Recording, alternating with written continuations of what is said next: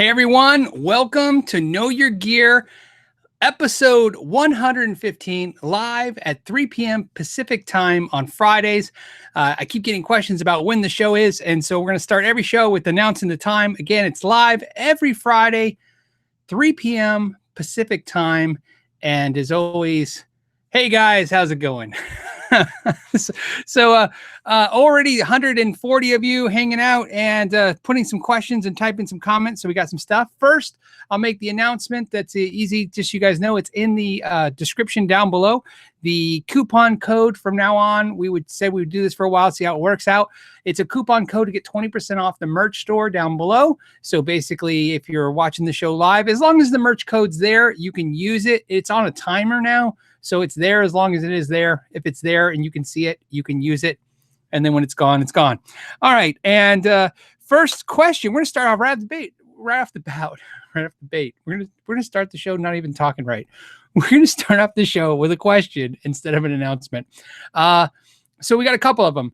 For Petrucci, I'm talking fine now, by the way. For Petrucci. I think it's Petrucci, but then for Petrucci. I'm going to say that's what it is. It says, hello, Phil. Your videos about dressing frets have inspired me. I just bought a Tajima, started a Strat. With that, he's going to repair it. He's the first time doing this. What tools should he buy? Thank you. On the knowyourgear.net website, there is a tools page, a Phil's tools page. And on there, it has most of the tools I use and why. Do me a huge favor. Go check it out. If that doesn't have the information you want, just go ahead and message right through that same website at the Ask Know Your Gear. Put in the subject tools, and that lets me know maybe I should update that and add more tools to it. I started doing it. I got about 60%, 70% of the tools I used there, and I kind of tapered off. But if you guys are looking on that website, check it out. I use a lot of StewMac tools because they are very good. So I use them, but they are very expensive. So I understand when a lot of you want to use alternatives through Harbor Freight, which is why I do videos about that. Videos about tools I can find at the dollar store. I've done videos about tools I can find at Amazon. And in fact, I did the number one thing I ever linked to Amazon was that fret dress toolkit that I did to Amazon. But that being said, you know, I think a tool is really, really practically. If you're going to do this job one time, you know, maybe you don't need to spend a fortune on the tools. However, if this is something you think you might do, buying better tools will always pay dividends in my experience. You know what I mean? Tools are forever. I mean, you know, I have some of my grandfather's tools. That's how that works, right? So I don't think tools are a horrible investment is what I'm trying to get at. But I also understand practicality because, you know, sometimes you just need a tool to do the one job. Maybe you don't need to spend a fortune. Definitely not more than what the guitars work for the tools. So there's some suggestions right there. I actually have some super chats. I got 2 super chats, or pin questions, as I like to call them, at the end of last week's episode. It happened right at the last minute, and I want to make sure that those get the proper comments. Harmonicaster, like harmonica, and caster, like Telecaster, Stratocaster. Harmonicaster wanted a plug for their Harmonicaster.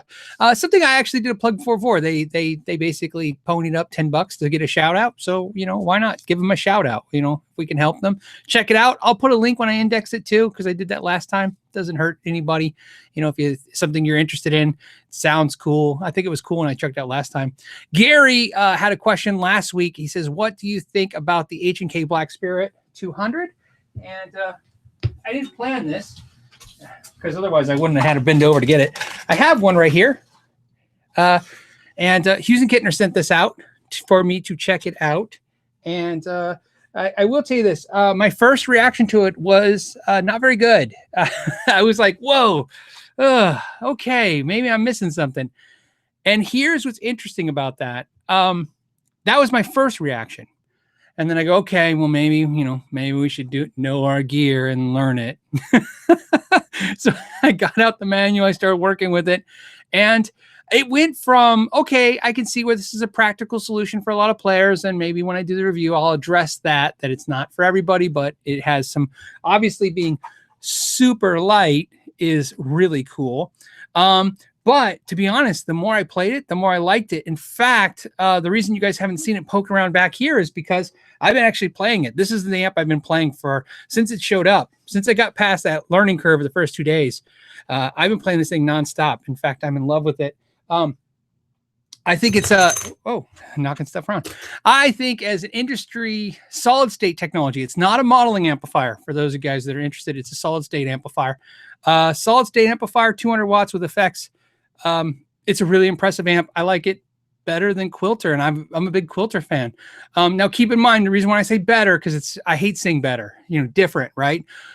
But when I say better, I mean features wise. I think it does what Quilter can do, but it also has effects, and that's kind of a nice feature. I don't necessarily think Quilter is not good now. I still like Quilter, but I think I prefer this over the Quilter. So there you go. So that's it. And of course, Gary, I'll have a full review as soon as I work it out in my head how I want to discuss the product. So sometimes reviews, I don't like, sometimes I do an unboxing, sometimes I just do the review, but sometimes I like when there's a product like this. These products are heavily pushed on YouTube. And there's nothing wrong with that. I've told you guys over and over again, do you think that's redundant when 20 YouTube channels review the same product? And all of you said unanimously, like 70% of the comments were, well, we just want to see what you have to say about it. I get that. If you want to see what Fluff says about it, and then you want to see what Chapman says about it, maybe you want to see some independent guys, who haven't even monetized their channels, right? You can fully trust the guys that don't get any money. So that's when I'm working at reviews. I like to see the more polished reviewers. I would say I'm kind of polished reviewers, maybe get their thoughts, industry insights. And then I like to watch the guy who's like sitting on the corner of his bed and he's like not getting any money and he's bought this with his own money and he's going to give you a pretty honest review with no kind of influence from anything. And I like that too. But I like to be different. I like to give something new. So if people watch 3 other videos of this, maybe in my video, there was one piece of information that wasn't included in the others, or a perspective that wasn't there. And sometimes that perspective is given by watching everybody else's perspective and seeing what else could have been said. Hobo Roadie says rock and roll will never die. I just wanted to say that because he said that. And then somebody said metal will never die. Yeah, they're not alive, so they can't die. That's like a rock can't die. No pun intended. So yeah, you're right. They won't die because it's not alive. So yes, but I understand what you mean. Joseph did a super chat. He did the super chat before the show even started, just to do it. Thanks, Joseph. Man, that's pretty cool. And then Brad said, tip jar for the Silver Sky videos fund. Oh, well, I kind of feel guilty about that, Brad, because I don't need a fund for the Silver Sky. It's right there. There is 2 videos with the Silver Sky coming. The review, of course, because I figured it's important to review the guitar. But I did my slap guitar video using that guitar. And this is on loaner from Paul Reed Smith Guitars right now. When I did the video, if you guys watched Paul's guitar, PRS sent me Paul's guitar and an SE to AB them. And that was really cool of them because I got to AB them. And when I was talking to Gene at PRS, because to get the RA labels to send those, send the guitars back, she said, is there anything else you're interested in? I said, man, I really would like to check out a Silver Sky. And so she sent it. So, it's kind of fun because she actually mentioned that because I had mentioned it 2 podcasts a year ago, she's curious to see if I still think the way I did when I was speculating what I thought about the guitar. So Brad, that video is soon to come. The slap video, that's what's holding the slap video up now, is because I'm debating if that should release before I do the review or if one's going to cause the problem. Those of you who are patrons watching this right now, you know what's going on because you guys have been seeing, I've been pumping you guys about a video every day. There's a lot of video backlog coming to you guys because the fact that I'll be at Tolman TGU 19 next week. If you guys saw, Chapman just announced he's going, and the pedal shows announced they're going. All these YouTubers are going to go and hang out for a week. That's great. Although I have to make all my content ahead of time and do all this stuff ahead of time, because I won't be here to do stuff. So it like kind of you have to double down your workload for 2 weeks before you go. So wow. Okay. I feel like we're all over the place today.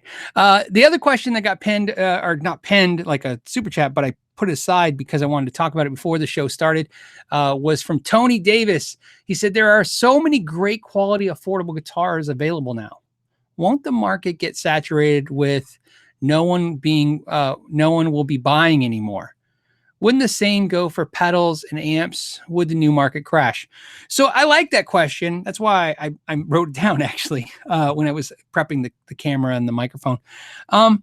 You know, Tony, that's a great question. The idea of that is, hey, there's all this great quality, low price stuff, and it's going to oversaturate the market. In other words, everybody, think about this. A lot of us sit around all day.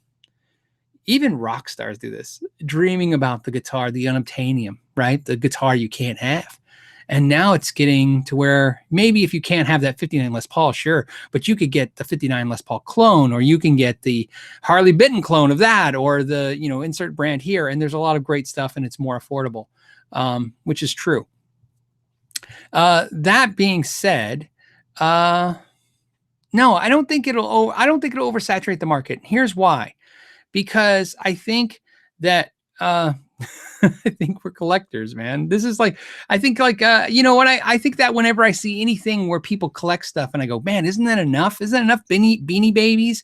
Isn't that enough Star Wars figures? Isn't that enough whatever? You know, is there enough guns in the world? Do people need to start collecting those all the time? Isn't there enough, you know, motorcycles? Does everybody need, you know, 5 motorcycles in their garage? People collect whatever they collect. You know what I mean? So no, I don't think that's what's going to happen. I understand what you're saying, though. Is there a burnout to this? I think what happens is this, and this is where I was going with this. I think whenever everything becomes very easily, readily available to everyone, premium becomes more important. And what I mean by that is this. I love this story. It was a story. It was on Shark Tank, and it was this lady made backpacks out of her husband's used fire. He was a fireman and he had his fireman suit. And when they were tired, those suits, because I think they only use them for 2 years, she would cut them up and make purses and backpacks out of them, sell them for like $200-$300. And she basically was trying to get somebody to help her buy this product, you know, or take the company to a next level. And her idea was to make import Chinese made copies of that. And one of the sharks said, you know, that's dumb, because the reason you're getting $250 for these is because this backpack, it means something. It fought fires. It's unique. And he said, I'm quoting him almost correctly, but you'll get the point, which is, in a world where you can pretty much have everything cheaply now, unique has the most value. That's what I feel like. I think that's why when people buy a guitar for $300 and they love it, and they see somebody buy a $10,000 guitar, they go, why would you do that? I think a person buying a $10,000 guitar, I don't think there's an argument that says that it's that much better quality. I think you're the only one with one. You know what I mean? It's something cool about when you meet a bunch of guys that and girls that play guitar, and you start going, do you have a Strat? And they say, yeah. And you feel commonly bonded. And I like that. But then there's something cool about going, well, what kind of Strat do you have? And you go, well, I have a gold 73 Strat. And they're like, oh, you know what I mean? You don't see those too often. So I think uniqueness always will inspire people to keep going. And I think that's how the cheap market works. It keeps taking the thing that's unobtainium and you can't get it, and makes it obtainable. And so I don't think once we kind of buy up all the cheap stuff, then there'll be a new version of cheap stuff for the other obtainium stuff. I think that's the trend. Let me know in the comments on that if you kind of buy into that, my theory, but I really believe that. I think makes sense. The fashion market works that way, right? Clothes are super expensive, and the next thing you know, they trickle down there eventually in Walmart, and everybody has them. So I think that's how this kind of works, and I think it'll continue to work that way, barring that, you know, people just don't like guitar anymore, because, you know, that could always happen, but I don't think so. So if anything, YouTube is proving that there's still, everybody on YouTube says guitar is dying. But then if you look at YouTube numbers, the fact that there's so many guitar channels doing numbers is impressive. It really says a lot, given that the market is very focused. I mean, you guys are guitar players watching me right now. I have to talk to just guitar players, and there's still a lot of us. So given, you know, what it is. Neil says, hey, Phil, are you familiar with the Hagstrum P90 Super Swede? And if so, what do you think of them? And are Hagstrums generally well made? I owned some Hagstrums before. I was a dealer for them for a little while too. This is a while back, like 10 years ago. and the ones I played, I liked their man-made. It's like a phenolic resin fretboard. I always thought that was kind of cool. I don't want to say never played the P90 versions. I just don't remember even trying the P90 versions. So the only thing I can do in this scenario is give you this advice. I like P90s and I like the Hagstrums, and I think combined they were cool. They seem pretty unique. I've heard people, because talking about them over the last couple of years on this show, people have said, oh, I had a bad one, or I don't like them, or the quality sucks. But the ones the ones I tried were all pretty good. So I can't say anything bad about something until I have the bad experience, and I haven't had one with the Hagstrum. So there you go. The only thing negative about Hagstrum, I say, is their resale value is crap, which is great for used market. So you can pick them up pretty cheap compared to the new. New, you'll find them like $800, $900, $1,200, and then used, you can pick them up for $400 if you look. So just be aware of that. There's nothing wrong with buying what you want new, but also make sure you're checking out used, because those people who have made that purchase now are going to help subsidize your habit by taking that hit for you. Justin Mabe, what's up, Justin? How's it going? The only guy I know that retires and then seems to work twice as hard now. When I see you on Facebook, I'm always like, I think he works harder now. He's retired. But anyways, thank you, Justin, for your service, by the way, as well. And it says, hey, Phil, can you explain what a capacitor does when you adjust the tone knob? Yes, I can. The two most common capacitors you'll see well, first of all, let's talk about this. A tone knob, a potentiometer, whether it's a volume or a tone knob, it's just a potentiometer. So when you see them, they're the same.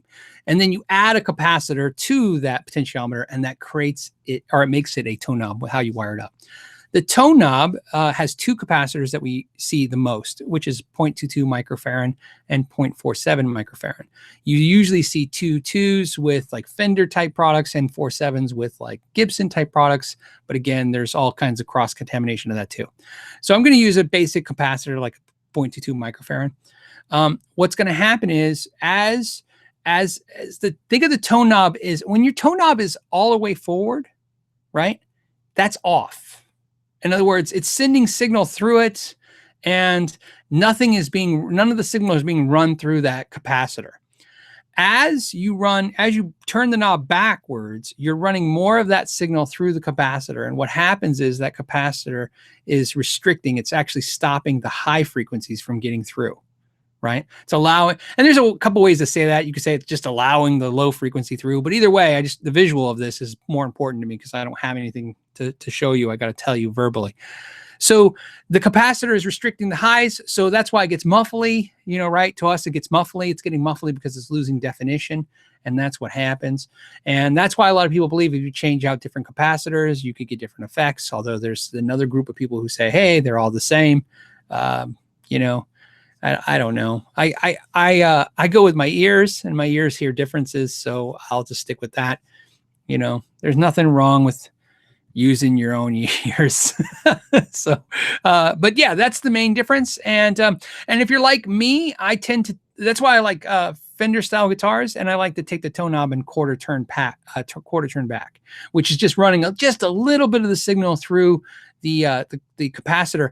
The way I like to think of it is not about turning it backwards. Like people just kind of dive the knobs all the way back. I like quarter turn back because to me, I just want to take off the chirp is what I call it, the pick attack. When I'm playing now in my videos, I usually run it full forward again because I know that that's not what people who are listening to the gear reviews want to hear, me messing with stuff. But me personally, if you give me anything, I will always take the tone knob and I'll just take the chirp off. Like I said, I think of it as like I miss the high-end chirp off the pick if I just quarter turn that back. So that's why I do that. Kevin Rose did a super chat for no reason, and that leads us to find a question where somebody is on the main page. Okay.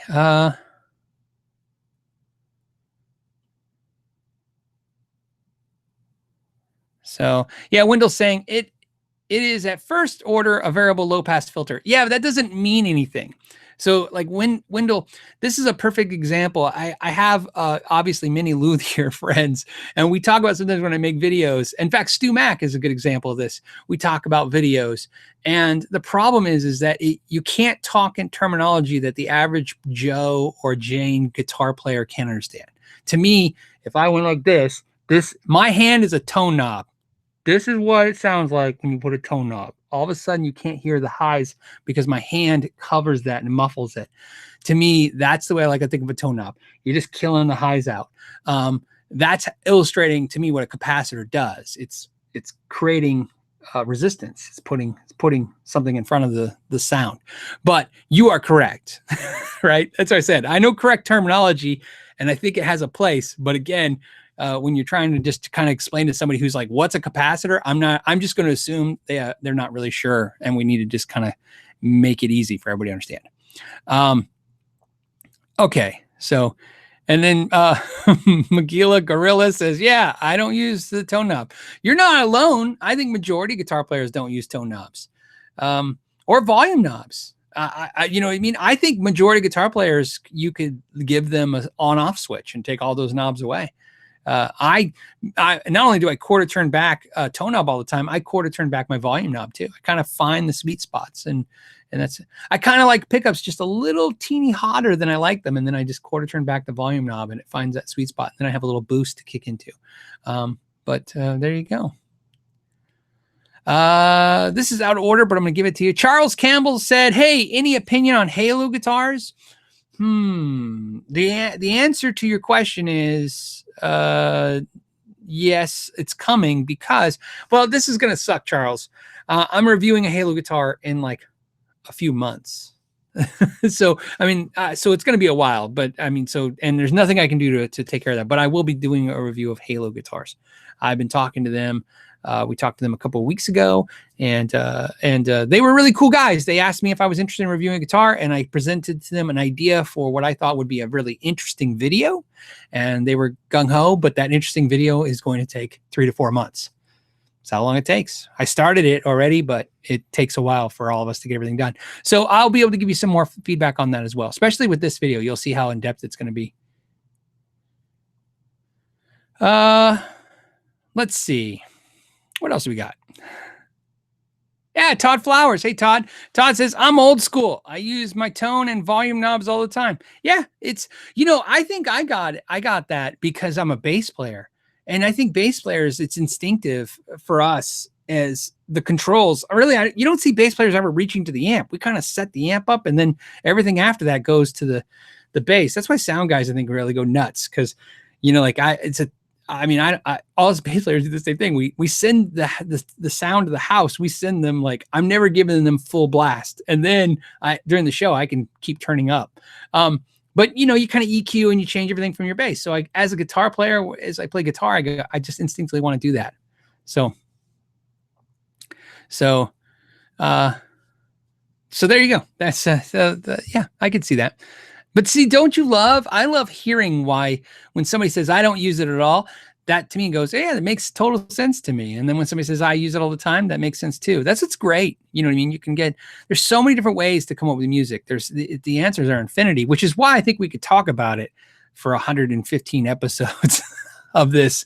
We could talk about music forever, because it's just, I mean, it's just forever. Big Bo, I'm gonna say Big Bo Kip something says that blue G&L. Wow.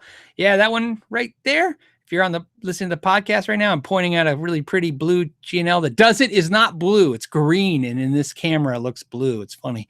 But it's really funny about that was when I bought it new off a dealer off Reverb, and it looked blue in the picture that they had on Reverb. When I got it, it was green. And I sent him a picture, and then the owner said he was colorblind. He wouldn't know.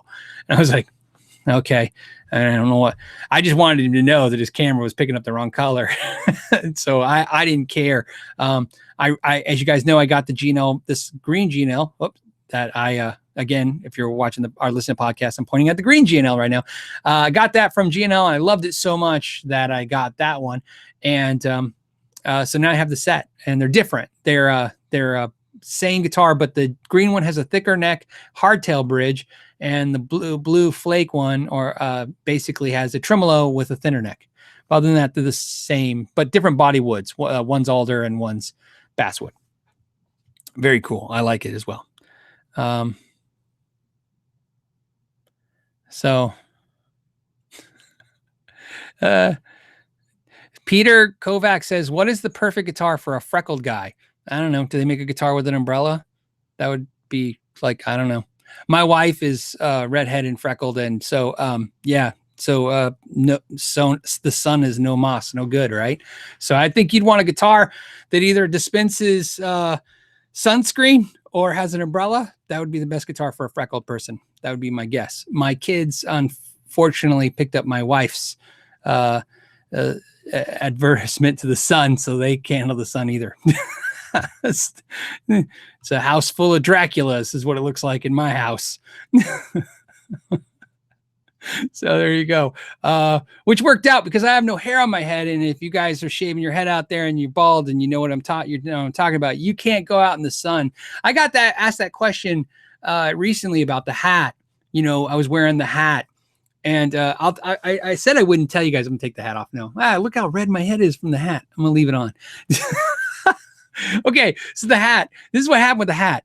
I was in the service. Notice I point to my head when I say that because they program you, right? It took me 10 years after I got out of the Army to not walk on grass. Anyways, that being said, it is instinctive for me to take my cap off, or my cover, I should say, if I'm going to be correct, my cover when I go inside. Well, when I made videos, I was inside. So in my house, inside, at work, I don't wear my hat because I'm inside. When I go outside, because I live in Arizona where it's 110 and the sun's out all the time and I don't want skin cancer, I wear a hat. So in the videos, I never wore a hat. In public, I was always wearing a hat. And I got a couple people who bumped into me and asked me if I was wearing a hat so I'd be incognito. And it made me feel so silly when they said that I just started purposely wearing the hat more on the videos. And that's why you see now sometimes I have the hat, sometimes I don't. That's what the deal with the hat is. I just thought I'd share. I don't know why. It's all from freckles, but there's that. We're never going to talk about guitars in this video. I know it. Okay. So, okay. Let's see. Right. Okay. Next thing, we got some more questions. Hold on. We'll switch over. Guys. By the way, something that somebody mentioned to me, you don't have to ask a question. You can also bring up a subject and we can talk about subjects too. Something that's really interesting. Now that being said, we're going to talk about Hanner Gunson. Hanner Gunson says TGU beer money. Oh yeah. TGU beer money. Woo, I'm sure. I'll be surprised if we get to drink. We're kind of going to probably work like crazy, but man, I hope you're right, Hanner. And thank you for the beer money. It's really cool. There's something really cool happening after TGU, but I can't talk about it. And I don't know why I just brought that up because I don't know. I guess I'm a jerk. Anyways, but I guess I just want you guys to know next week that after TGU, when normally a lot of the YouTubers are flying back and you'll see me flying back, I'm not flying back. I'm doing something else. And then there'll be content from that. And that content will come out immediately. So you'll be a little shocked. Let's just say next week, next Friday, there's a live show. The announcement, even though I'll be in Germany for the live show, the announcement will be the time. It'll be a different time than normal time, but I'll make the announcement during the week. And it's going to be a live show from Germany, somewhere special, doing something fun. There you go. So I guess it was okay to talk about it a little bit. Mike says, enjoy a set of strings on me. Mike, that's great. I appreciate that. In fact, it's funny that you did that super chat that way. I literally just did a video about strings and that will be releasing. I think that's going to be Monday's video. I might put it on a Sunday. So like I said, you'll see in June, a lot of videos because I've been stocking them up. I don't know why. Okay, so Matthew Overman says, you rock, send me a free guitar for this donation. Fair. That's a fair trade. $2. I'll send you a guitar. It'll have to probably be a Harley Benton and broken for $2. No, I'm just kidding, man. Thank you. I don't know. I don't know how to do that. We gave away some guitars. I still owe a guitar to somebody. In fact, I just finished this. All the stuff we've ever given away, I got finally all of it shipped out. We had a big, I want to say kerfuffle. Is that the way that even makes sense? But we had an issue with a a pedal board. We sent a pedal board out, but what happened was we missed the email where the person did claim the prize. So we went to the next person and sent them the pedal board. Then the first person said, no, I never got my pedal board. So we had to reship a different pedal board to them. So I got that all handled. So that, Matthew, I guess that's my way of saying we'll give away another guitar very soon, but I just don't know when. Soon, though, within the week, I think. Sean Brown says most comfortable guitar shape, sitting and standing. Well, that's a Strat, man. Any string Strat style. It's super, super comfortable, fits all the curves. If you got, your avatar looks a little thin, so you don't have to worry about it. But if you're like me, a little round in the spots, they got the cutouts for your round spots, which is nice. If you're thinner, it's still comfortable. So, okay, what else do we got? You guys are literally talking back and forth about the 2G and Ls, which is awesome. John Stevens says, is it bad to never have your guitar set up? You know what, John? I have met players that have played for 20 years, no exaggeration, could have been even longer, that are just phenomenal players. And one day I'd be having to discuss with them, and they didn't even know what a setup was. They didn't even know. They just, to them.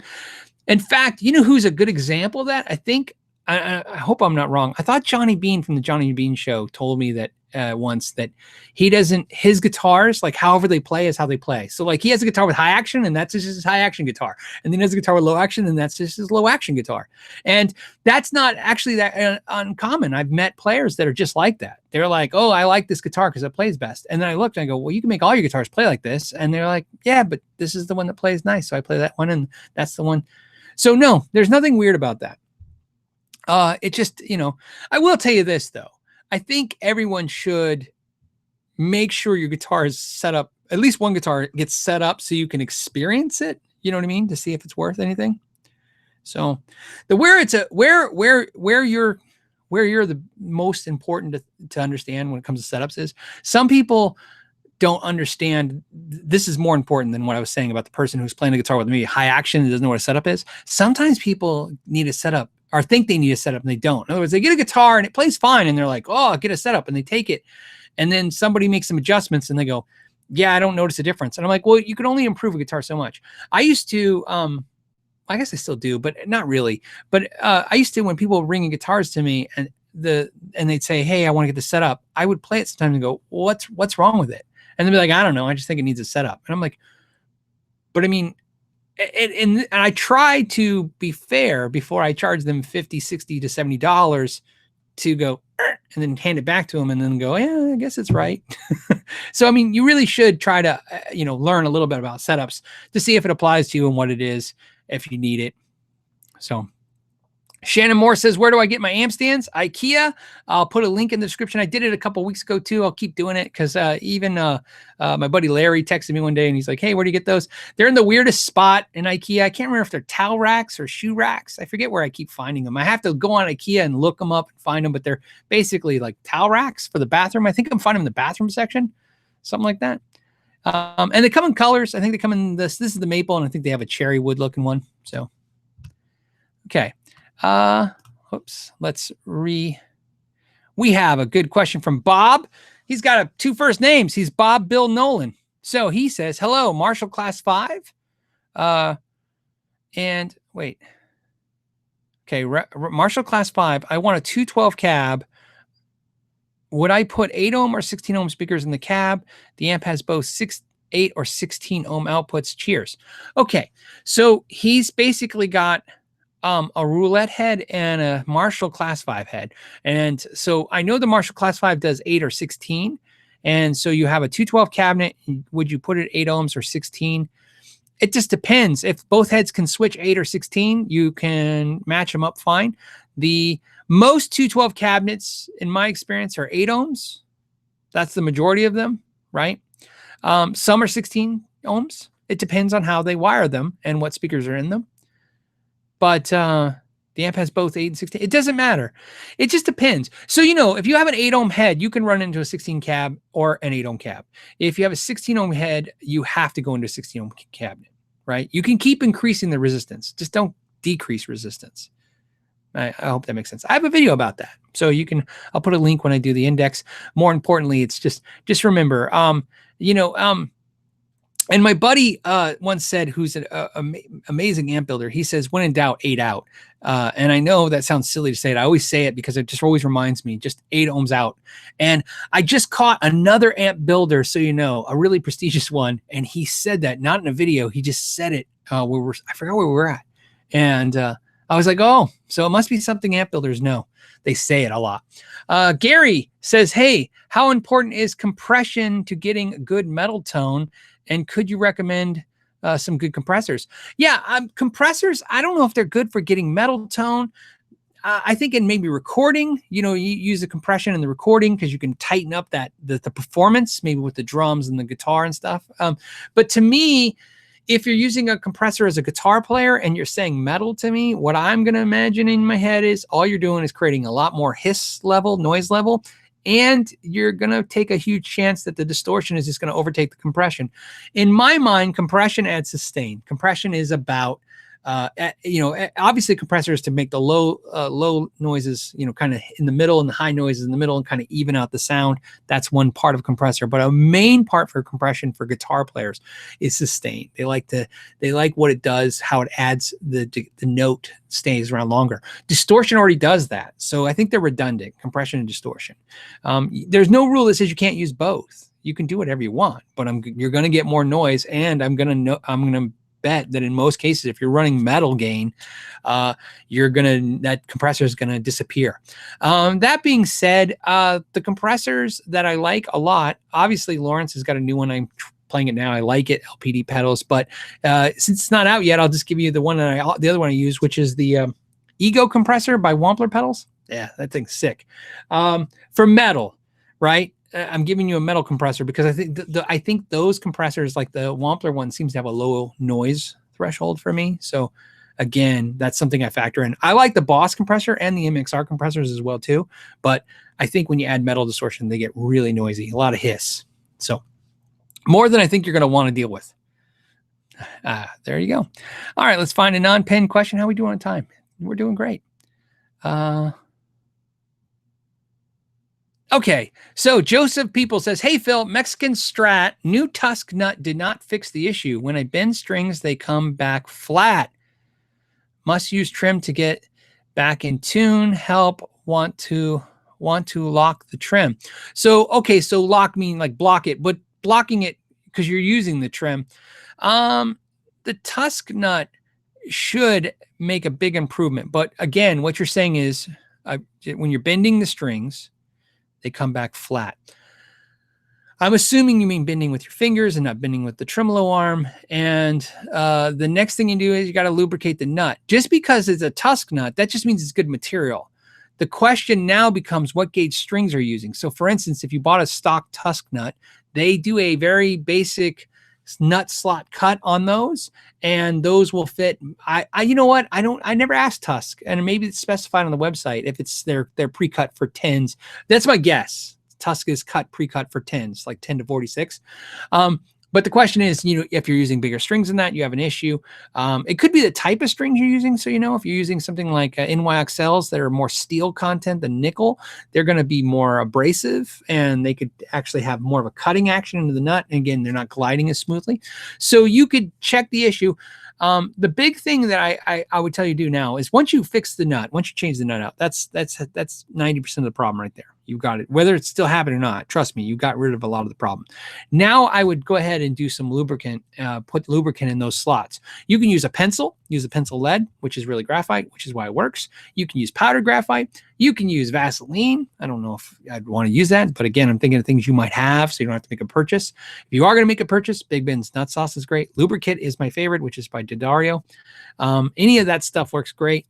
What else? I mean, there's all kinds of stuff. Don't use like actual lubricants though. Don't use like, you know, WD-40 and, grease, gear grease and stuff.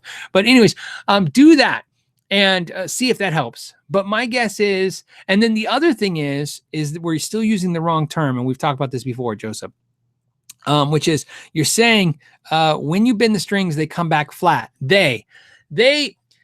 I used to have, I should say used to, I still do. I have a friend who says they is a 4-letter word. He hates it when everybody says they. He says, they say, and he goes, who are they? Tell me who they are. And he says, because they never really solves the problem. So here's why I'm telling you that, Joseph. They means all 6 strings are doing that. And that tells me one thing. But if it's 2 strings, that tells me something else. So what I want you to do for me, buddy, for next week's show is do it again, right? Do what you're doing, play it. When it goes out of tune, when they go flat, what strings went flat? What strings didn't go flat? That starts telling you a story. You know what I mean? That starts making you understand where the problems could be. You could have a bad tuning key if it's just 1 string.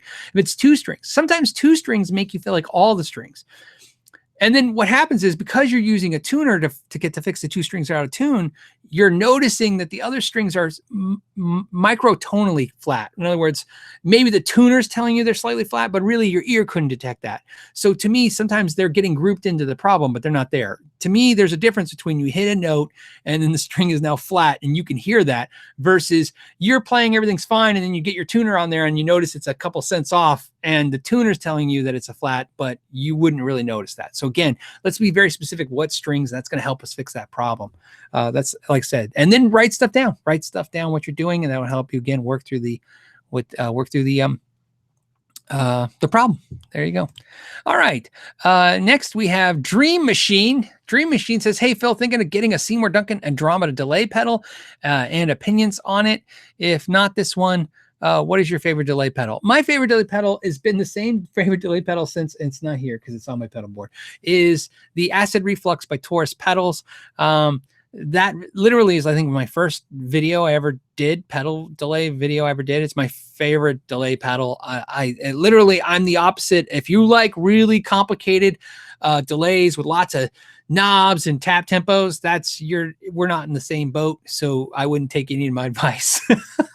I use a DD3 a lot because I saw a video of Joe Bonamassa and he said, I don't know, I just put all the knobs at straight up at 12 o'clock. And I thought, that's the pedal for me.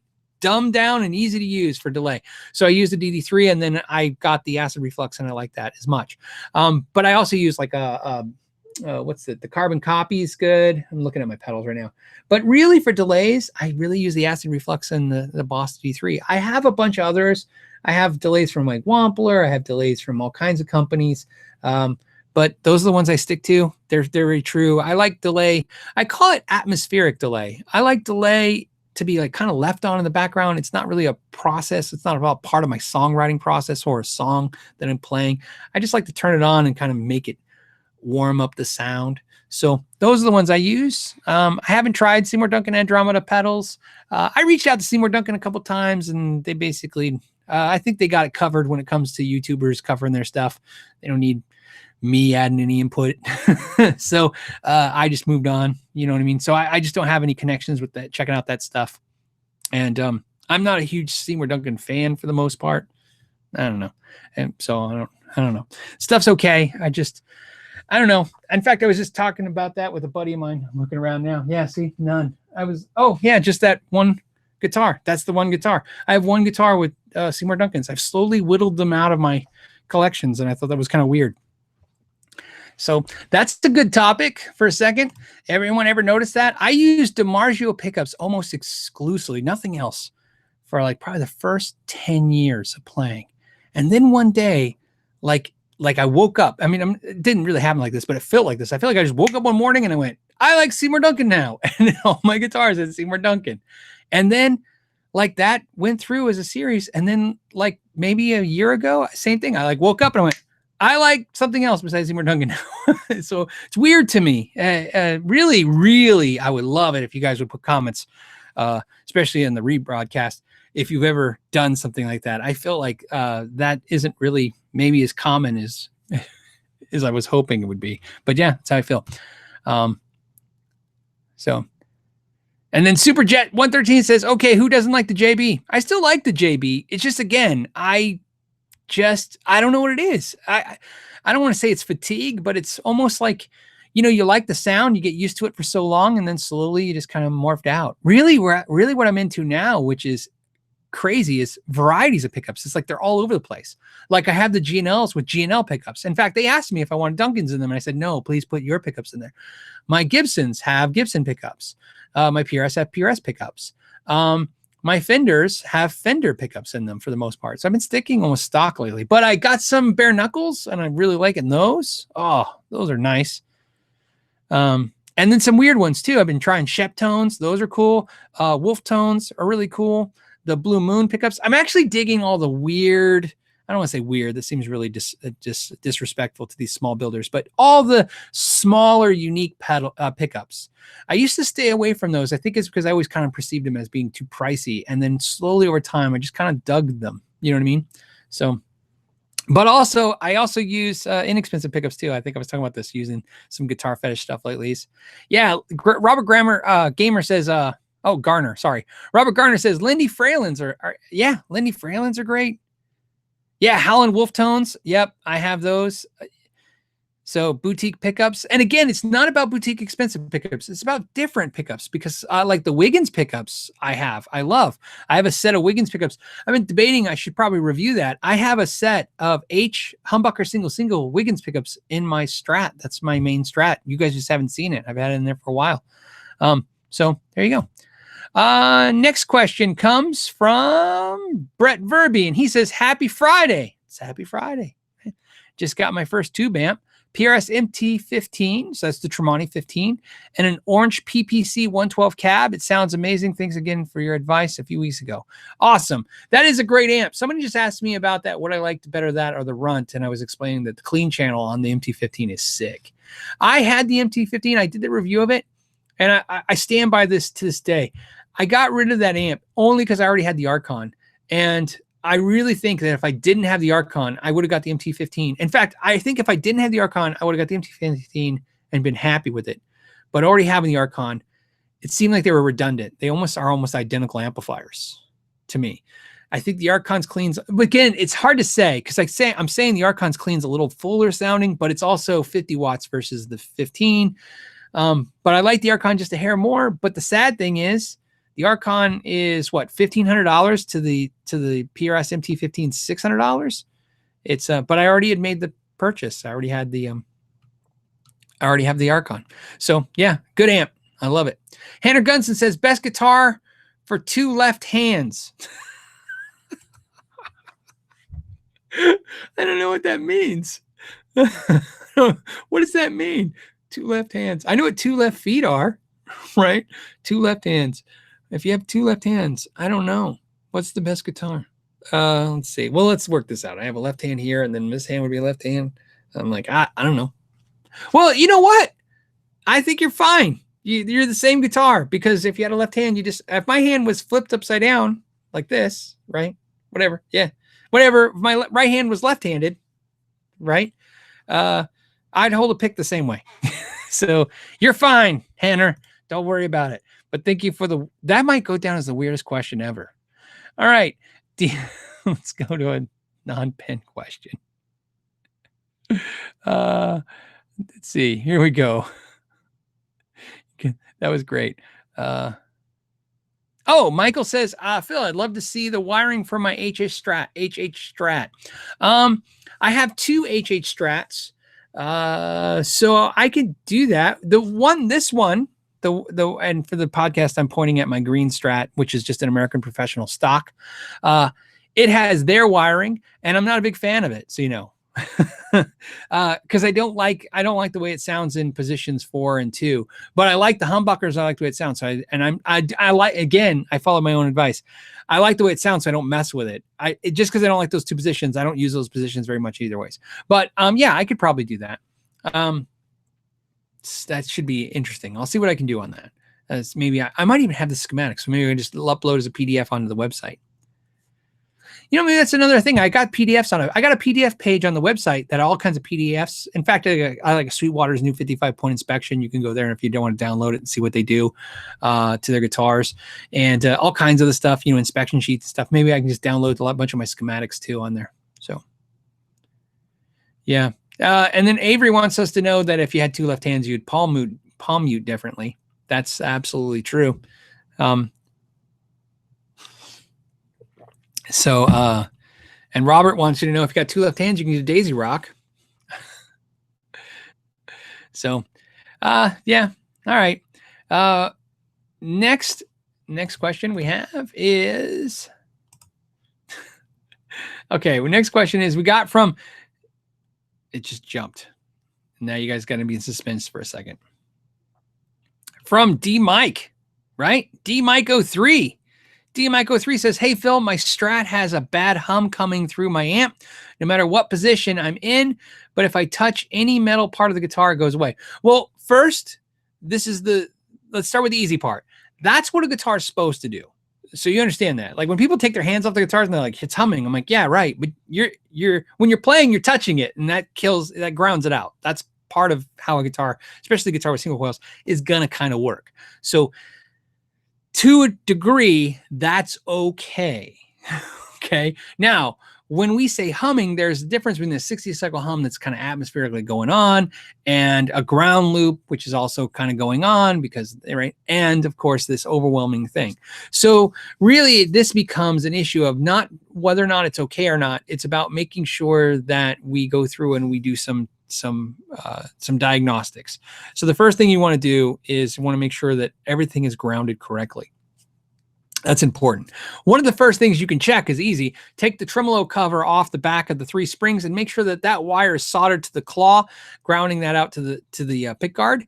That's the first thing you do. If that wire is broken, then there's your problem. If it's intact, you're going to need to take the pick guard out, and now we're going to need to look in the pick guard. Look for anything that's broken, frayed, cold solder joints, anything that's not connected. That's the second thing. Then once we determine all the wires are connected, now we have to decide if there's a missing wire, something that they didn't put in. So maybe that you got it used, or maybe they were just defective from the gate. Make sure that that's happening. Another thing you can do is looking about shielding the cavity. Although I'm really nervous about all these recommendations to you, because you're saying in positions 2 and 4, you're getting the hum 2, and those really should cut it down. So at the very least, even if they're humming in position 2 and 4, if you don't notice it drop the hum a little bit, then we know that we have a big issue, like a ground issue. So I'm thinking probably your biggest problem is you have a ground issue. So you need to go through and look for that wire. It's going to be self-explanatory.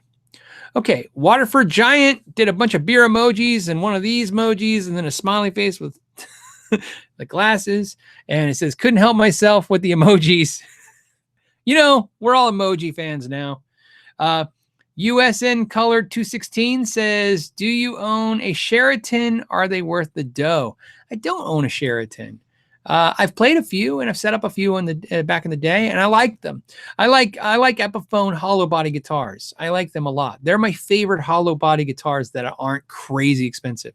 I find that when it comes to hollow body guitars, for me, it is either I like some of the Ibanez's, I like some of the Washburns, I really like the Epiphones, probably more so than those other two, but Ibanez is a second favorite to me next to Epiphone. And then right after that, I like right into the crazy expensive ones. I mean, when you pick up like Collins and or Collins, whatever, and then you know, the Gibson ones, and just any of the high-end ones are just fantastic.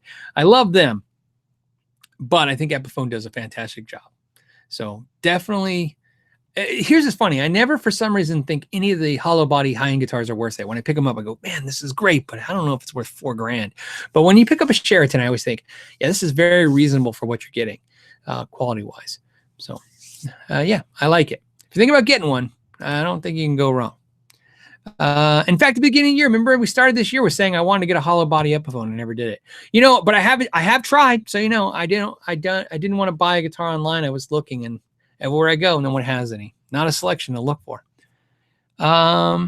Tim Farnsworth, do you use a pricing standard when selling used guitars on Reverb? Oh, yeah, like their pricing standard, i.e. 70% of the original retail for mint, 60%, etc., 50% VG. Any added value if including aftermarket locking hard shell case? Thanks. I just sold some guitars on Reverb this week. And they gave that suggestion thing, and what I do is how I look at that pricing your used gear is one of two ways. Do you want to move it, or would you like it to go, so is it about you want to get the maximum amount of money for it, or you want it to go away? You have to decide that before you sell something. If I want it to go away, what I do is I go and look what they're going for, and I undercut everybody by $1. It only takes $1, right? So if there's like 4 on the internet, and like yours, we're all saying they're equivalent. They got 4 on there, and they got the same kind of description, same thing. $899, right? $800. $750. I'm $749. I want mine to pop every time somebody sees it's $1 cheaper. I'll do that. So I'll make sure it's just mine's the cheapest. If it's just about putting it up for sale and I just put it, I don't even think about what the market cares. I just put it for the price I want to get for it. And then it's irrelevant. It's irrelevant to me what people are willing to pay, because either somebody will pay my price or it will rot because I'm ready for it to rot. I don't do that too often, but sometimes I do that there. And sometimes I go fishing. You know, you fish for buyers, just like you fish for customers. Fishing is where I'll put something out a little higher than I think it's worth to see if anyone's willing to pay more for it. So, and I've done all three of those in the last month. All three of those I've done all successfully. I've put something out a little higher that I didn't, I was like, I don't think anybody will pay this, but I don't really want to sell it, but I kind of need the room.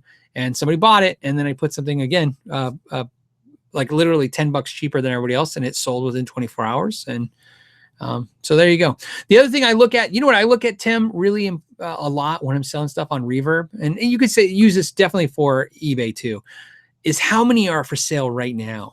Sometimes I go to list something and I'll pull up the used market and there's like 52 of them or 500 of them. And I'm thinking, oh my goodness, man, it's just going to get washed out there. So, because I tell you, that's how I buy, man. When I go on Reverb to buy, I don't care if it's new or used. If I go on Reverb to buy a new, I don't know, let's say a Gibson Les Paul, and there's 600 of them listed new, I'm not paying the price everybody's asking. I'm getting a deal. Trust me, I'll go one dealer after another, just offering the lower offer. Will you take this? Will you take this? Will you take this? Will you take this? I don't care if they have an offer button or not. Somebody's going to want to sell that thing because there's too many listed. So, and I think it's easy to figure that out. Sometimes, what was it that I was looking at the other day that was making me laugh? Like it was some rare guitar and I pulled up and there was like 50, 60 of them listed, which is crazy. But so, some guitars you can't find any on Reverb, and then that's the time to price your guitar up because you got one of the few ones for sale. So that's what I take into consideration for me, but I do like using their price guides as reference. I think it's a cool option. Juan Doming says, what Strat pickups do you recommend that have a hot bridge, a modern sound, not noiseless, a la Nick Johnson, not Seymour Duncan Tex Hot? That's a good question. Hot bridge. I guess the question I have for you is, do you really want a hot output single coil for your bridge, or do you want a mini humbucker or a humbucker? See, I think hot bridge, I did this. So Juan, let me tell you what I did. I used to do exactly what you're talking about. I used to always put a hot single coil in the bridge and then two lower outputs in the middle and the neck. And that's a real common for Strat guys. And over the years, I just kind of realized, I did that because aesthetically, that's what a Strat looks like, 3 single coils. But after a while, I realized a mini humbucker will still give you the same kind of look, and it's going to outperform any of those hot single coil pickups. And also, nothing wrong with putting a humbucker in it. But again, I get it. It's aesthetics thing. Some people think of a humbucker HH Strat or a humbucker Strat as very 80s and not classic looking. So I understand the idea of trying to be classic. Mini humbuckers, but I actually think mini humbuckers are seriously underrated. All of them. In fact, I can tell you right now, this Silver Sky is on loan to me from PRS. I haven't decided if I'm going to buy one now, yet. If I buy the Silver Sky, the first thing I'm going to do is I'm going to put a mini humbucker in the bridge. Like a mini one, like I'm gonna try to get like a Nero filled from PRS or something. But the idea is that I like I said, I think you can achieve what you want with a mini humbucker, and you get that tone, and it just sounds great. And I know some people are like, yeah, but you want the classic single coil tone. But I think that's what the mini humbuckers give you, is they give you that the feel. It gives you that kind of chimey, chirpy tone. Joshua Garcia, because this is a counter argument. Garcia says, nope, I'm sorry. I'm sorry, Josh. I'll get to yours too. But Brian Miller, which was right above him, said, no way a humbucker can ever sound as clear or as clean as a single coil. And that's not I'm not saying that's not right, because obviously there's a lot to what you're saying. I agree with you. There's something about single coils and the tone, the way they work. But what I can tell you is that no matter what humbuckers you put in a Strat, it still retains a Strat tone. That's one thing about Strats that are kind of weird. You just can't unstrat them, right? they always, so even when like my Strat was 2 humbuckers, it still has a kind of stratty tone to it. You know what I mean? So I understand what you're saying sonically, but again, sometimes not everything has to be so specific. Like I think you can get away with the mini humbucker a lot of times, but let me put it this way. I think I've decided over time I like mini humbuckers more than I like noiseless single coil pickups. How about that? Which are also just mini humbuckers. So I've decided to just kind of lean into it. Instead of lying to myself and getting a stacked mini humbucker single coil, I get the little mini side-by-sides. I think they sound a little better, even though aesthetically they don't look the same way. So, but Josh or Brian, you have a good point too. Joshua Garcia says, do you think wood weight on Les Paul changes tone? I think, that's what the whole argument of the tone wood debate was, that you can't tell the difference between a maple body and a mahogany body. And my argument is, I think people were using that term loosely. Again, I think the tone wood thing got really interesting at the beginning because I didn't remember anyone actually thinking that the wood specifically, the species, changed the tone.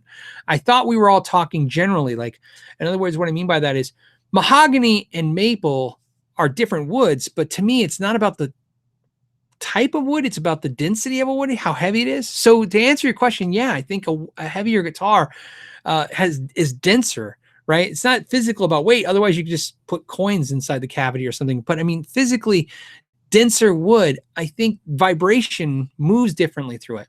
And if the argument, and I'm using the tone wood argument, that there is no such thing as a tone wood to justify this logic, which is if you believe that there's no such thing as tone wood, that you believe that the pickups are going to hear the sound, well, they're hearing the string. So anything affects the string is going to affect that sound. I mean, it's just how they vibrate differently. So I think, yeah, denser woods can have an effect on strings. But do I think, like, and just so we're clear, because that's an extreme, what I mean by that is if you got a really heavy, really dense guitar, can it sound different than a really light guitar? I think it's possible. But if you're telling me like 7.2 pounds to 7.8 pounds, am I going to hear a difference? No. Sorry. I'm not going to hear a difference between a 10-pound and 8-pounder, but I think you can, a heavy Les Paul, dense one, and a light one, I think you can hear a difference. But part of the problem with that too, when we're talking about Les Pauls, is I understand a lot of times when they're light, it's because they're also chambered. You know what I mean? They're weight relieved. That can have an effect too. Again, I think anything that affects the vibration of the string can have an effect on the overall sound to some degree. I think that's a logical statement. Although, if somebody told me one day and proved it was all wrong, I'd be like, okay, that too. So, that's what's great about this. I have my theories. You guys have theories, but I'm wait. If somebody proves me wrong one day, I'll go, okay, well then that was a theory. We'll go to the next one.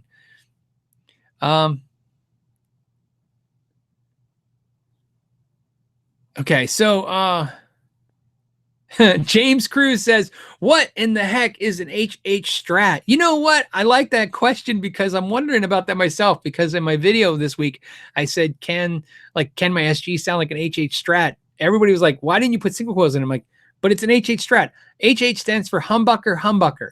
So in Fenders, there's SSS Strat, single, HSS, humbucker, single, HSH, humbucker, single, humbucker, and humbucker. So an HH Strat is a humbucker, dual humbucker Strat. It's a faster way to say that. That is something you uniquely see connected to Strats, though. You don't see a Gibson ever say HH Les Paul, right? So, yeah, I don't know. Okay. Josh Reyes says Tempe Guitar Center has a new 2019 Les Paul in TV yellow. Have you checked out the new 2019s? Thoughts? I played one 2019 so far, and the one I played, I really, really loved the neck. It was the 50s neck, and I thought it was one of the best Les Paul necks I have ever played. That's it. They had one guitar. I was at the Mesa Guitar Center. They had one. It was the inexpensive flat top one, and I liked it a lot. Like I said, and I'm going to be trying some at Tolman. I'm sure Gibson's one of the companies are going. I would imagine they're going to have some Gibsons to check out. So I've kind of been waiting to see. Okay. All right. Hold on. Let's get to how are we doing on time? We're running a little over, but that's okay. And we have We have Christopher. Christopher wants to know, how come every 6505 plus or 6505 or 5150, if you guys don't know, we're obviously talking about Peavey amplifiers, like Peavey Van Halen amplifiers, I get usually has a hum. Doesn't change with the volume. It's just there. Is that normal? Hope so. LOL. This is where I know for a fact a couple of you watching right now have a 5150 amplifier, a Peavey one, and some of you have a 6505. If you guys, he's asking a question. This is one of those things I understand his feeling, man, when you're going nuts and you're like, I mean, is it me? Is it supposed to be like this? If you guys, he's saying that he has a hum. Is that normal? Can you guys please chime in on that? I have played a 6505 and a 5150 Peavey a few times in my life for a few minutes, and I couldn't tell you much about them. I've never had one in my personal possession. I own the 6505 mini head, but mine was a defective. Was one of the first batch ones that had issues, and then I got a second one, and they fixed the issue, but I think they ruined the clean channel on it by whatever they did to fix the hum in that one, made the clean channel not so great anymore. Matt R says, Phil, I sent you an email per your request about help with my Strat and episode 110. Didn't hear back. I have not been answering any emails. I didn't answer, I don't think, a single email all week because I've been working 12 hours a day doing content. If you guys are patrons, a lot of you right now are watching patrons. The patrons know, unfortunately, I'm bound. I can't tell you guys what's going on, but I have something going on, and at the same time, I have whatever Gearhead University coming, which means I have to have content next week and the week after for when I'm gone. So I made all the content I normally make in a week, but I made 3 weeks worth in 1 week. Plus, I'm doing additional content for something else, which you guys will figure out what that is soon. I'm sure. I won't be announcing it here, but you'll see it. If you see my face somewhere else, you'll be like, hey, he's not on his channel. Anyways, so yeah, I'm sorry, buddy. That's why I obviously have lots of airport time. It's going to be 23 hours of traveling to get to Germany. I have lots of time to answer emails. I usually answer all the emails, like on stuff like that. I'll answer any emails on the plane and stuff like that. And then when I get to my, whenever it connects to Wi-Fi, I launch them all out. Sarang says, hey, Phil, how do you swap the magnet of a pickup? The stock Ibanez V7 or V8 pickups supposedly sound better if you swap out their magnets with each other. Yeah, you can do that. It's a very easy process. I don't think I want to describe it. What I'll do is I'll link it. I can link a video in the description. There's a ton of great videos out there. I never thought about making one on that because there's a lot of great videos on that. Swapping magnets is a very easy, straightforward thing to do. The only thing that I will caution you about is that anytime you're working with pickups, you're working with the 42 gauge wire, and the 43 gauge wire is super thin. And so you're always taking a chance you might damage it. And once you damage it, you got to rewind the pickup.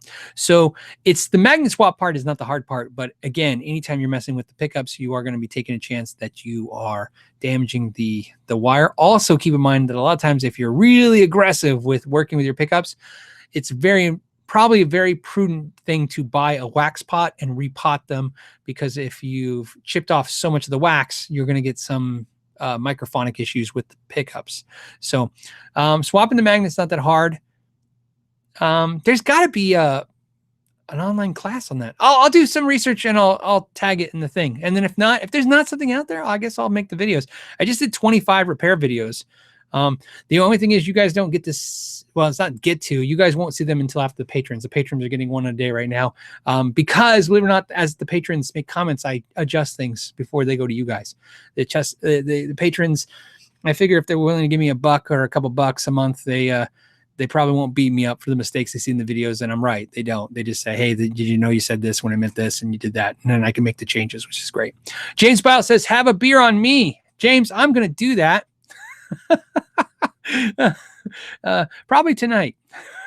So who knows? And then Brian Stewart, hey Brian, what's up, buddy? He says, I just got a Boss GE7. Do you like it before or after the drive and distortion pedals? Also Duncan Liberator volume pot. Ever try one? Thoughts? Okay, those are 2 questions and we can answer those pretty fast and easy. I like the GE7. I have one. One's right there on my shelf. And do I use it before or after the distortion? Well, it depends. How I like to think of it is this way. Before the distortion, you can kind of change the tonality, make the distortion broader, fatter. If you put it after distortion, you tend to get a more focused distortion. What I find happens is I call it the Pantera effect. Whenever you put EQ after distortion, you tend to get that really scooped out kind of Dimebag Darrell, heavy, intense distortion. It's really cool. And but the thing I will caution you, it doesn't matter if you use it before and after distortion. What matters is how you EQ. I think a lot of times we just generally make the happy face, which is the mid scoop thing, which is not very good. And I think it's, for me, on that particular pedal, what I learned to do is I always set the EQ flat in the center and then just start moving stuff. And then after you get something where you just you keep making micro adjustments until you find that perfect kind of thing. EQ is a fun thing. Also keep in mind too, EQ also adds noise. So you're going to get more hiss and more volume, more noise ratio with that pedal. So it has nothing to do with Boss. The Boss one's not necessarily a quiet one, but it's a EQ adds noise, always adds hiss. Also Duncan Liberator volume pot, did not like it. Do not like it. I know, man, I feel like I'm bashing on Seymour Duncan. So, the Duncan people have been, Kathy Duncan's always been nice to me. I just want to say this, I did the 5 things about Seymour Duncan. It's, again, the Duncan company, love them. I mean, they even bought shirts and did some of the pictures of the shirts, but that particular piece, although that particular liberator thing is not my cup of tea. The idea, I get what it is. You kind of, you clip all the stuff on it and you just do the thing. I found the time it takes to figure that stupid thing out, you can just learn to solder. I'm old school. I think everybody should just solder their own stuff. All this clippy stuff, it's cool. If it works for you, do it. If it's a mentality thing. If your mentality is that makes more sense, you do that. That's what I'll say instead of saying I don't like it. If that's how you kind of process information, if you just give me like a paint by numbers, I'll do this, and this, then you'll do it. That's great. Do that. I don't work that way. That my brain, I don't know, maybe it's ADD. Who knows what it is? Anyways, who knows what's going on? But if you give me a step plan, actually I disengage from that. I kind of want to figure things out as I go. And then once I got it, I just kind of like to do what I know again. So I kind of like to figure it out that way. But so that's why I didn't like them when I did them. And then I'm thinking about going, maybe because I have done it for so long, just with a soldering gun doing it myself, maybe it didn't feel like it saved me any time. Maybe to you, it'd be a huge savings of time. So this is probably a good point that if anyone's used Liberator, especially anybody who's not a luthier or a technician, I'd like to know your thoughts. But as me, I'm going to, if a customer brings me in, because that's when I did them, customer would bring them to me. Every time I did one, I thought, man, I just wish they would let me just wire this thing up fast. So Nathan Saunier, I know that dude. What's up, Nathan? Just got the Gila Monster. Tagged you in the video on Instagram. Why don't pedals come with power supplies like electric toothbrushes and other appliances? I don't know. Actually, I know the answer. It's cost, man. It's cost. Power supplies cost a lot. So that's probably why. Plus, not to mention, Nathan, you're thinking of it wrong, buddy. The average guitar player would have 50 power supplies. Could you imagine? Now I want you to picture in your head all your pedals, and now picture all the power supplies in a giant milk crate. And that's why they don't do that. Michael Graves just did a super chat for no reason. Thank you, Michael. And let's go. I'm going to switch over to a non-pen question. Oh, yeah. The dog paw says, if you solder, wear glasses. One good splat could be a disaster. Absolutely. I wear safety glasses every time I solder. Yes, I have never flicked solder in my face. However, it's something that I've heard so many times. But so my first experience soldering was in the Army, which means that the way I solder is a very specific way because I got taught while being yelled at a little bit. So, so safety first is definitely, safety first. Yes. If you guys, for those of you who are in the service, know safety first. All right. Okay. And it says, Gunky Zip says, any thoughts on about buying an old Gibson on eBay Reverb from Japan or other rare items, hidden extra cost fees, keep up the good work? Gunky Zip, I have no idea, but I like that you're talking about this because this is a great topic. This is probably my favorite topic today. Some of you have sent me emails about this. And I've seen it too. There's a massive amount now of guitars and amps and things on eBay and Reverb, but really on eBay. Like eBay is like heavy, like feels like 60% of the listings. Reverb is probably 20% of listings from Japan. It's all this stuff from Japan. Like, and what's weird about it too is it's multiples. Like even a guitar where it's like Paul Gilbert guitar with chip in the, has 2 chips. They'll have like 3 listed, but all 3 have chips. A lot of stuff being sold from Japan. I don't know what that is. I know for a long time Japan was buying up all that stuff because they had a big robust market for it. I don't know if there's an economy issue there. I don't know if maybe the market's sagging a little bit. But yes, I'm noticing a huge amount of people selling from Japan, and I have no experience in it. And like you, I'm weary, and that's probably what you're saying is, hey, do you know anything about it? I don't know anything about it. If anyone out here has bought some stuff and had some good experiences or bad experiences, it's a good time to share. I would really like to know because I literally have found some great stuff that I think I want to buy, but I was a little freaked out because of that. Because like I'm like, I don't know. So I don't know. Don't know about hidden costs. Don't know if there's going to be duty fees or anything. I just don't know. So also seeing a little bit now from Korea too, little weird stuff like Japanese guitar from Korea. And you're like, okay, but as a new guitar, you know what I mean? Or out of production guitars. I've seen that too on eBay now too, out of production guitars. What I can tell you is this, because I did a couple of videos, this is something I can't speak about because I did a couple of videos about fake guitars and fake strings and stuff.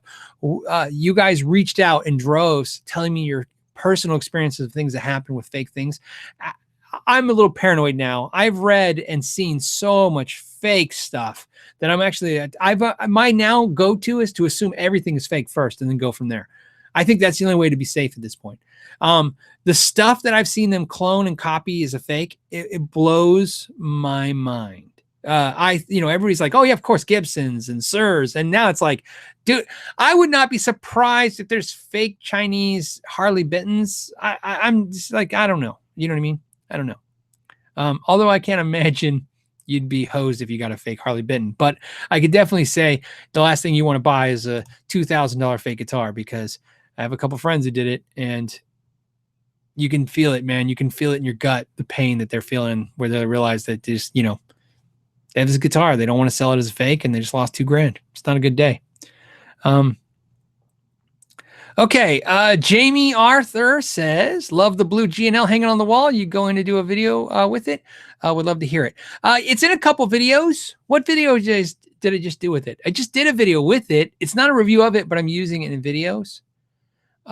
There probably won't be a direct review of it for a little while now. There's a lot of videos that I have in a catalog now to release, and that's going to just, I got to start releasing these videos. They're building up a little too much. And so by the time I get that out, it'd be at least a month, but there you go. Michael Graves says, my Jackson Warrior has fret buzz at the first fret with high action and a slight curve to the neck. Any remedy? Do you need a new nut? Well, the crazy part is you're saying the first fret. Okay. So it has buzz at the first fret, not the open string, right? So it's not buzzing open. So, if your first fret is buzzing, it's because your second fret is too high. That's what's causing that. It's buzzing off the second fret. If you're hitting open, then it's your first fret. So you can systematically walk through and figure out what's hitting the string. Buzzing is, well, I don't want to say friction. Buzzing is contact. If you hear buzzing on a guitar, it's hitting something. A string, like I said, if you picture a string right now, if I wrapped a string around each hand and pulled this tight and we plucked it, it wouldn't have any buzzing because it's just going to float in the air and spin. So when a string is spinning and you're hearing any buzzing, it's hitting something. Something is making contact because the string won't buzz without that. Given where you're talking about it's happening, it's the open string. If it's your open string, it's your first fret's having the issue, and that could be your nut is cut too low or the first fret is too high. You'll have to determine that through a process. Or if you're fretting the first fret and it's doing it, no matter how high or low the action is, it's most likely going to be your second fret is the culprit. Start there. That's the first step, and then start working through the process. 2 gear. Cool name. TGIF. It's thank goodness it's Friday, or is it thank God Friday? I don't know. Is that wrong to say that? Thank goodness it's Friday. And great channel, guys. Thank you. I appreciate that. Shogun Gunku. I like I said, I hate it when I butcher names, but we're gonna say it. Shogunku Gecko. It's probably Gecko. Shungecko. Shogun Gecko. Shogun Gecko. Shogun Gecko. That's how I'm seeing it now. Shogun Gecko. You know what it is? When all the letters together, sometimes all I got to do is you hit that point where you see the split now. So I think it's Shogun Gecko. Says, hey, Phil, if I had to pick one, which would you choose? A 594 or a Paul's guitar? Paul's guitar.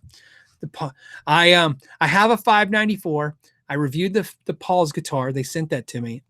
They offered to sell me the Paul's guitar at a deal. And if I thought I could sell my 594 for anything close to what the Paul's guitar is, I would have bought the Paul's guitar. I like the Paul's guitar way more than my 594, but I have a 594. It's the thing. It kind of goes back to the MT15 and the Archon thing. I already paid for the 594. So the problem is, think about this. The Paul's guitar is even more expensive now because I'll sell the 594 for less than I paid for it, lose the money on that, then take the money I get back for the 594, shove in the Paul's guitar, and then pay the difference. So it was different. But no, Paul's guitar. Paul's guitar was probably my favorite PRS guitar I've ever played, sound-wise for sure. In fact, by far, favorite pickups. Like that was the first guitar I've ever played from PRS Guitars. I thought they're never going to sell these pickups because I would just buy these pickups. In fact, the Paul's guitar was great. It's the pickups. I'd just buy the pickups and shove them something. I'd shove those pickups in my 594, but there you go. All About Guitar says, your thoughts on the Reflex model by Music Man? I think I got asked this question before and I didn't know what it was, right? The Reflex. Let me look again. Hold on. So we're buttoning this up right now. It looks like am I missing something? All right. Let me share the screen with you guys so you guys can see too. Here you go. Kind of looks like the Axis, right? It looks like am I missing something? Is it the Axis? Why does it look like that? Sometimes this sucks when I look stuff up because then later you guys go, that's not it. But from what I'm seeing, this looks like the Axis, or, as we would call like a Wolfgang, like the 8-bit hand guitar. My guess is if it's anything like those, I like it. In fact, it already looks a little cooler than those. I would imagine it's cool. Music Man makes great guitars, man. They're fantastic. Only complaint I have about Music Man guitars, I like lighter guitars, and a lot of the guitars are heavy. So for me, it's tough. When I bought my last Music Man, it's like I have to go through pages and pages of guitars online and in person to find one that's not, 8-9 pounds. They're a little on the weighty side. But if that doesn't bug you, which most players don't care, So Raymond says, got here late. Looking good, Phil. Hashtag no homo. Oh my goodness. All right, Raymond. I appreciate it. It's okay to compliment another man. There's no problem with that. I've been married for 20 years, so 21 years. So yeah, we're all good. But thank you. I appreciate that. Let's see. Yeah, I'm trying to get down to my fighting weight. I'm actually trying to, every time I take long flights, I always try to lose a couple extra pounds because I feel like every single pound you can lose will make you just that much more comfortable on an airplane. Airplanes are, in fact, you know what? I really believe that people, especially in the United States, would not be fat if we were forced to fly once a week.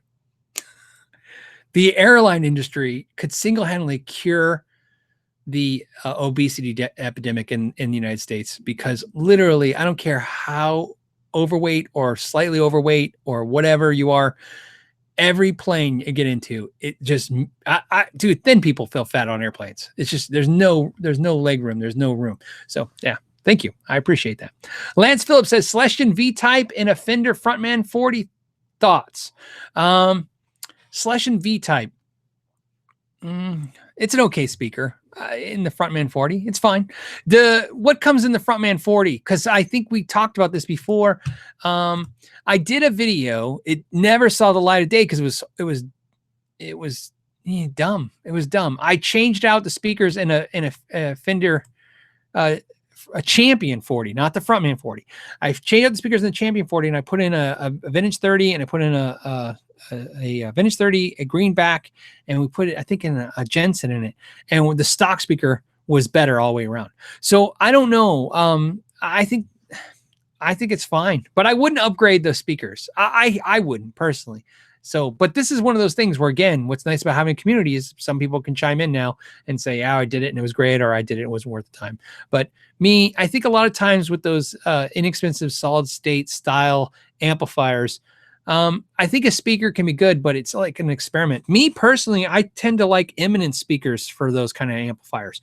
To me, when the amplifiers generate all the distortion internally, you know what I mean, through transistors like a pedal would, I don't need a speaker to kind of enhance the breakup of that. I just want a speaker to amplify that perfectly the way it is. Eminences, like especially the higher wattage eminences, wow, sound really good. Justin says, compare a vertical 212 to a horizontal and tone difference.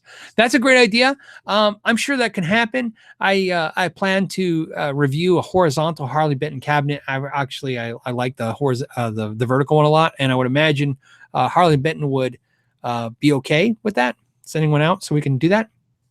That's a video I'm curious about. I would like to do that video. I'm sure they'll be up for it. If they're up for it, I'll do it. I'll do the work. So 123 Jim Thomas says, thanks. You're welcome. And Curtis says, what's your thoughts on the Peavey Classic 50 410? Thanks.